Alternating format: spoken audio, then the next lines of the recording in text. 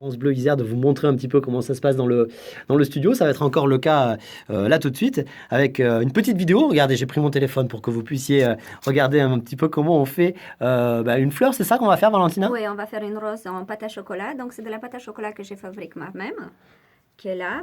J'ai étalé dans une couche très fine qui fait environ 1 millimètre. Et j'ai découpé, j'ai détaillé mes pétales avec un emporte-pièce ronde.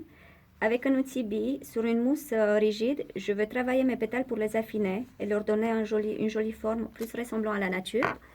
Ensuite, je prends un petit bout de pâte que je mets sur un pic pour pouvoir la travailler plus facilement. Je la fais comme une goutte.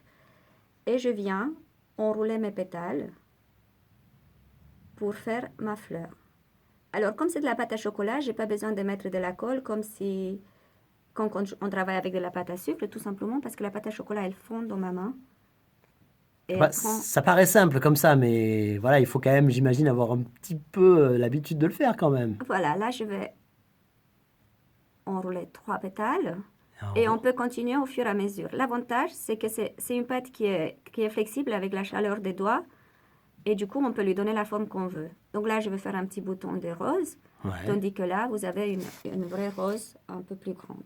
Maintenant, ce qui va donner la joliesse de la fleur, ce sera la manière dont on va la poudrer, on va la maquiller. J'utilise pour ça des pinceaux mous et des poudres. Par exemple, à l'intérieur de la fleur, je vais mettre du rose Voilà, c'est clair. comme si on se maquillait. C'est Voilà, c'est vraiment. exactement Ah ouais, ouais. la même technique. Donc, je vais prendre du rose que je vais mettre à l'intérieur de la fleur pour donner tous ces ombres que la fleur a. Et après, sur toutes les fleurs, même sur les fleurs qui sont blanches, je vais utiliser une poudre d'une couleur un tout petit peu plus intense que je vais utiliser de manière à juste créer un liseré sur le Juste au bord, ouais, voilà, comme juste ça. au bord en mettant mon pinceau perpendiculairement. Voilà, je vais faire comme ça sur chacun des pétales. Hop, partout. Et ça va donner plus de profondeur à ma fleur. Voilà, vous pouvez déjà voir sur cette fleur qui a été finie. Et ouais, ouais, là, du coup, on le voit bien avec cette Et à fleur qui est beaucoup plus l'extérieur, j'ai grosse. mis de la poudre verte mélangée avec un peu de jaune pour créer justement cet effet un peu plus réaliste de la fleur.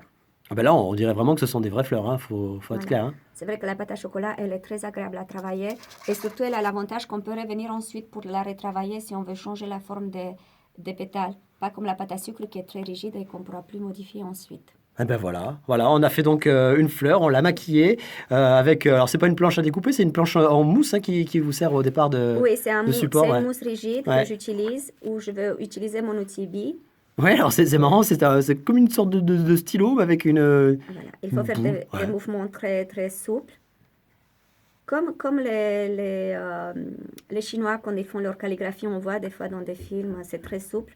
Voilà, on fait le mouvement souple, moitié sur le pétale, moitié sur la mousse. Et voilà, ça nous fait affiner et ça donne une forme beaucoup plus réaliste au pétale. On peut faire ça sur toutes les fleurs. Eh ben il vous reste plus qu'à essayer vous à la maison maintenant. Vous avez la vidéo que vous pourrez trouver donc